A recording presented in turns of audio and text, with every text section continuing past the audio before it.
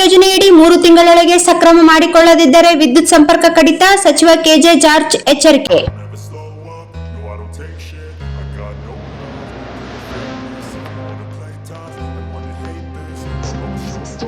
ಅನಧಿಕೃತವಾಗಿ ಕೃಷಿ ಪಂಪ್ಸೆಟ್ಗಳಲ್ಲಿ ವಿದ್ಯುತ್ ಸಂಪರ್ಕ ಪಡೆದವರಿಗೆ ಅಕ್ರಮ ಸಕ್ರಮ ಯೋಜನೆಯಡಿ ಸಕ್ರಮಗೊಳಿಸಲು 3 ತಿಂಗಳ ಅವಕಾಶ ನೀಡಲಾಗಿದ್ದು, ನಿಗದಿತ ಶುಲ್ಕ ಪಾವತಿಸದಿದ್ದರೆ ವಿದ್ಯುತ್ ಸಂಪರ್ಕ ಕಡಿತಗೊಳಿಸಲಾಗುವುದು ಎಂದು ಇಂಧನ ಸಚಿವ ಕೆಜೆ ಜಾರ್ಜ್ ಎಚ್ಚರಿಸಿದ್ದಾರೆ. ಕೃಷಿ ಪಂಪ್ಸೆಟ್ಗಳಿಗೆ ಅಕ್ರಮವಾಗಿ ವಿದ್ಯುತ್ ಸಂಪರ್ಕವನ್ನು ಸಕ್ರಮಗೊಳಿಸಲು ಒಂದು ಕೃಷಿ ಪಂಪ್ಸೆಟ್ಗೆ ಸುಮಾರು 4.5 ಲಕ್ಷ ವೆಚ್ಚವಾಗಲಿದೆ.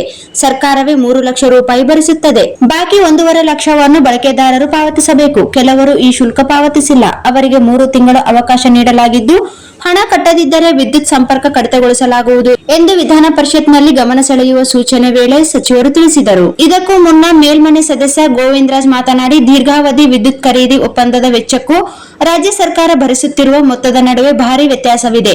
ತೀವ್ರ ಸಂಕಷ್ಟದಿಂದ ಜೆಸ್ಕಾಂಗಳು ಸಾಲದ ಮೊರೆ ಹೋಗಿದ್ದು 45,000 ಕೋಟಿ ರೂಪಾಯಿ ದಾಟಿದೆ. ಇದರಿಂದ ಕರ್ನಾಟಕ ವಿದ್ಯುತ್ ನಿಗಮ ನಿಯಮಿತಕ್ಕೆ ಬರಬೇಕಾದ ಬಾಕಿ 19,000 ಕೋಟಿ ಇದೆ. ಈ ಹೊರೆ ತಗ್ಗಿಸಲು ಗ್ರಾಹಕರ ಮೇಲೆ ಹಾಕುವ ಸಾಧ್ಯತೆ ಬಗ್ಗೆ ಸರ್ಕಾರದ ಗಮನ ಸೆಳೆದರು. ಈ ವೇಳೆ ಮಾತನಾಡಿದ ಸಚಿವ ಕೆಜೆ ಜಾರ್ಜ್ ಮಾತನಾಡಿ, ಕರ್ನಾಟಕ ವಿದ್ಯುತ್ ಶಕ್ತಿ ನಿಯಂತ್ರಣ ಆಯೋಗದ ಕೆಇಆರ್ಸಿ ಅನುಮತಿ ಪಡೆದು ದೀರ್ಘಾವಧಿ ವಿದ್ಯುತ್ ಖರೀದಿ ಒಪ್ಪಂದ ಮಾಡಿಕೊಳ್ಳಲಾಗಿದೆ. ವಿದ್ಯುತ್ ಖರೀದಿಗೆ ಅನುಗುಣವಾಗಿ ಮೂಲಸೌಕರ್ಯ ಕಲ್ಪಿಸಲು ಸಾಲದ ಮೊರೆ ಅನಿವಾರ್ಯವಾಗಿದೆ. ಬಜೆಟ್ನಲ್ಲಿ ಇದಕ್ಕಾಗಿ ಪ್ರತ್ಯೇಕ ಅನುದಾನವಿಲ್ಲ. ಪ್ರತಿ ವರ್ಷ ವಿದ್ಯುತ್ ಬೇಡಿಕೆ ಹೆಚ್ಚಾದಂತೆ ಬಂಡವಾಳ ವೆಚ್ಚ ಸರಿದೂಗಿಸಿ ನಿರ್ವಹಣೆಗಾಗಿ ಎಸ್ಕಾಂಗಳು ಹಾಗೂ ವಿವಿಧ ಹಣಕಾಸು ಸಂಸ್ಥೆಗಳಿಂದ ಸಾಲ ಪಡೆಯಲಾಗಿದೆ. ಇದರ ಮೊತ್ತ 42,750 ಕೋಟಿಯಾಗಿದ್ದು, ಜೆಸ್ಕಾಂನಲ್ಲಿ ಕಳೆದ ಫೆಬ್ರವರಿ ಅಂತ್ಯಕ್ಕೆ 17,556 ಕೋಟಿಯಾಗಿದೆ ಎಂದರು.